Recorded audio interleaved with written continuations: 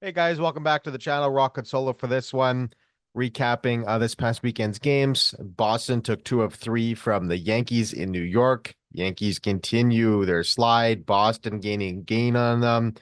Rafi Devers just continues his dominance over the New York Yankees.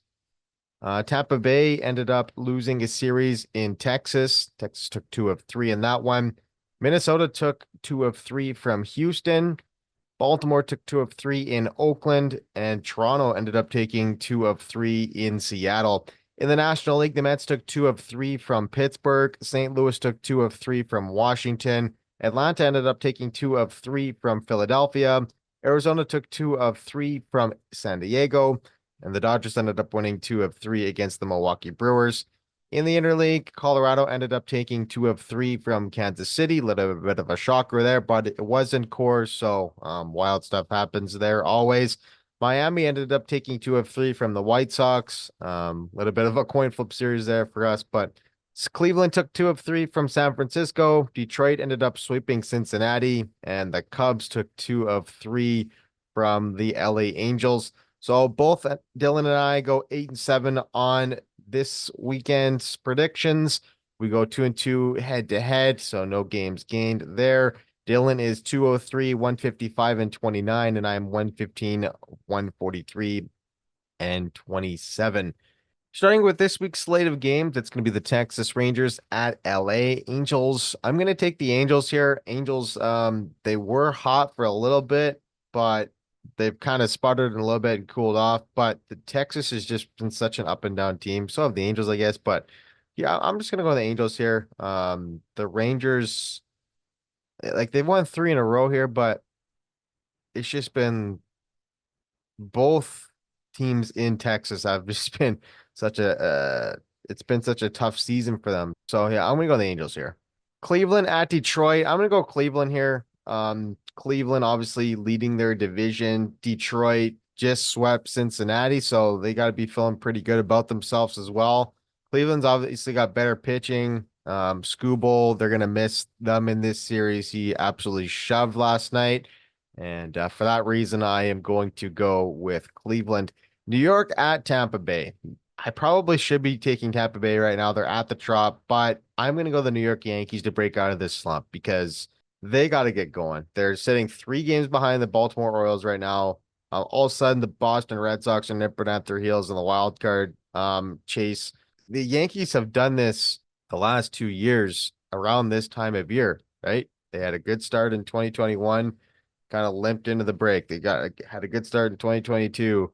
Now you had a good start in 2024, and it's the same pattern. They get off to a good start and then they just nosedive. It's crazy. I mean, they're like it's a stretch of they're 4-15, I think, in their last 19 games or something crazy like that. And Boston's made up like 10 and a half games. They just took 2 of 3 against the Yankees in the Bronx. Rafi Devers hit 3 homers, one off Garrett Cole, who he absolutely owns.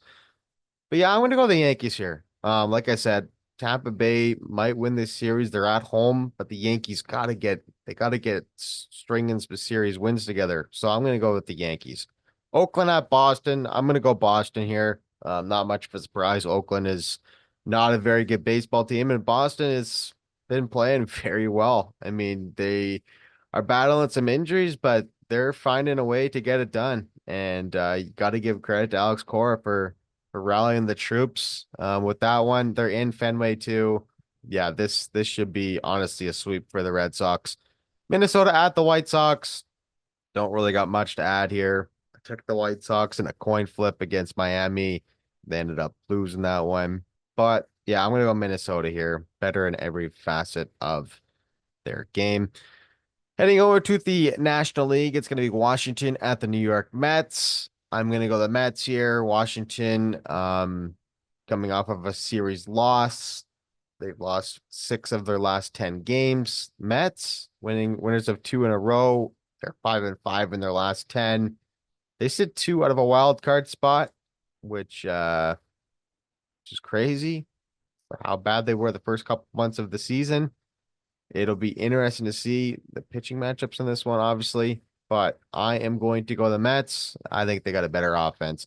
But James Wood, who just got called up from the Nats, has been exciting to watch. That Juan Soto trade kind of looking like a landslide for the Nationals. I mean, you get CJ Abrams out of that. You get Mackenzie Gore out of that trade. Now you see James Wood come up, and you're starting to see the future of the Washington Nationals kind of unfold in front of our eyes, to be honest. It's kind of been cool to see all these young kids develop and now make their way to the majors. So it'd be interesting to see how those kids develop and if they can, make a playoff push 2, 3 years down the road. Los Angeles Dodgers at the Phillies, probably the series of the week. If the Phillies were healthy, this would be a dynamite matchup, but they're not. They're missing Schwarber and they're missing Harper. Harper's obviously out with that hamstring injury, and Schwarber's out with the groin injury. I'm gonna go to the Dodgers here. I think the firepower on the offense is just going to be too much for the Phillies to overcome. Although the Phillies can pitch it, obviously they got Ranger Suarez, you got Nola, you got Wheeler, you got a pretty decent pen. The Phillies, if they pitch it, they could win this series, but I think it's going to come down to offense in this one. I think the edge goes to the Dodgers here. Colorado at Cincinnati. I'm going to go with Cincinnati. This is going to be a 4-game series. I guess technically it could be a split. Colorado's been playing a little bit better as of late, right? I mean, they're 5-5 with their last 10. Not as bad as we thought they would be, but Cincinnati should take care of business here. I'm gonna go with the Reds. Pittsburgh at Milwaukee. I'm gonna go Pittsburgh here. I am gonna go Pittsburgh here. This might be a bold take here, but I think they could play some spoiler here. I mean, like Pittsburgh is they just they just did lose 2 of 3 to the Mets. Pretty close games, an extra inning game in there as well. It'll be interesting to see because Milwaukee's obviously got a firepower offense, right? That's what they're known to do, right? They score a lot of runs. Pittsburgh can swing it a little bit here. Pittsburgh can swing it. Brian Reynolds just had a really good year up there for left fielders in terms of categories.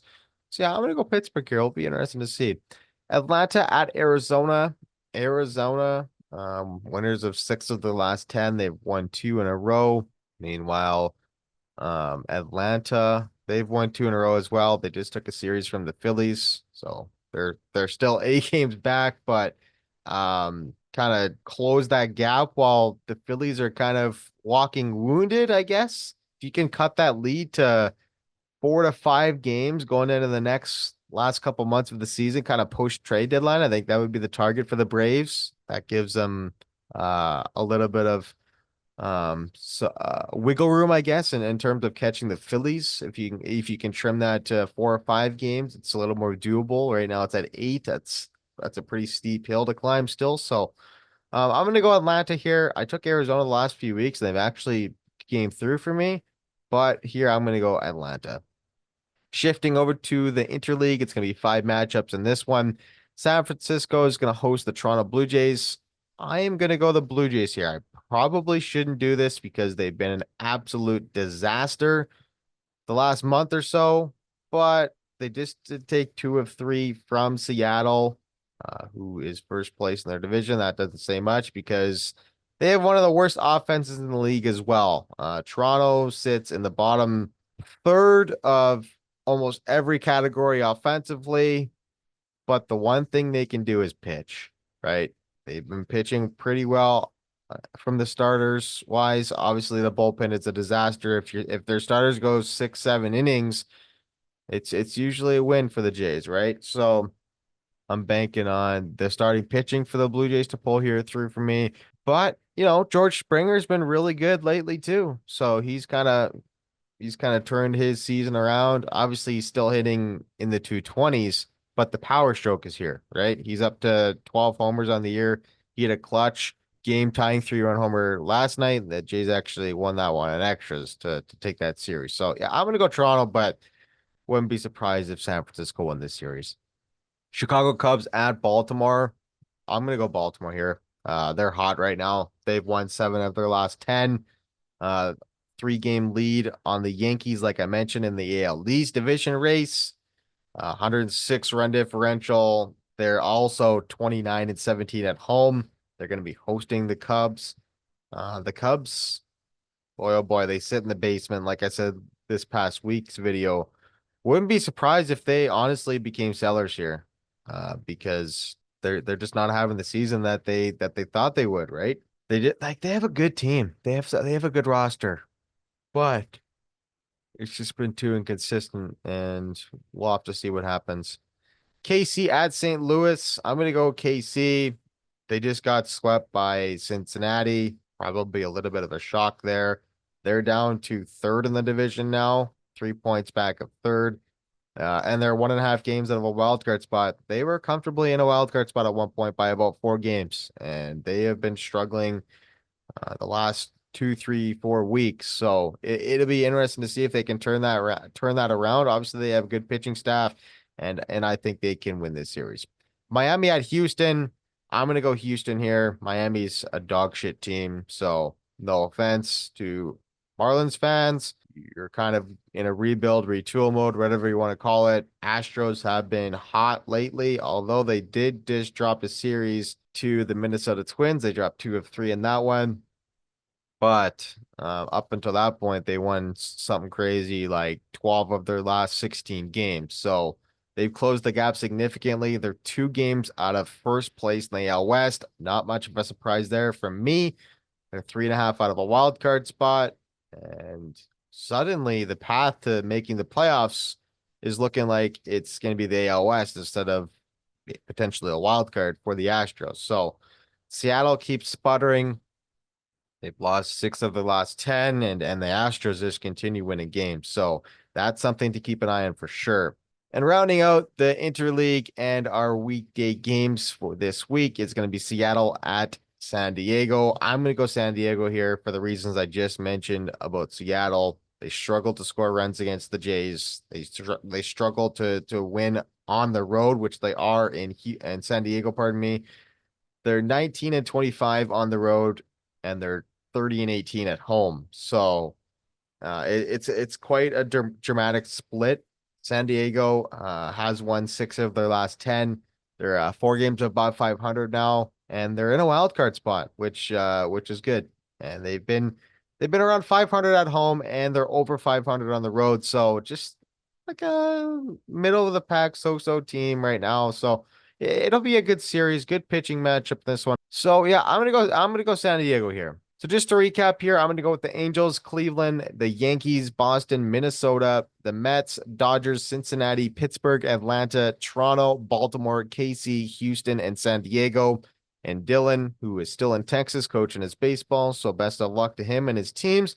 He is going to go with Texas, Cleveland, Tampa Bay, Boston, Minnesota, the Mets, Dodgers, Cincinnati, Milwaukee, Atlanta, San Francisco, Baltimore, KC, Houston, and Seattle. If you like this video, give us a like and subscribe. We're almost up to 1,000 subscribers, so we appreciate all the love, and we'll see you on the next one.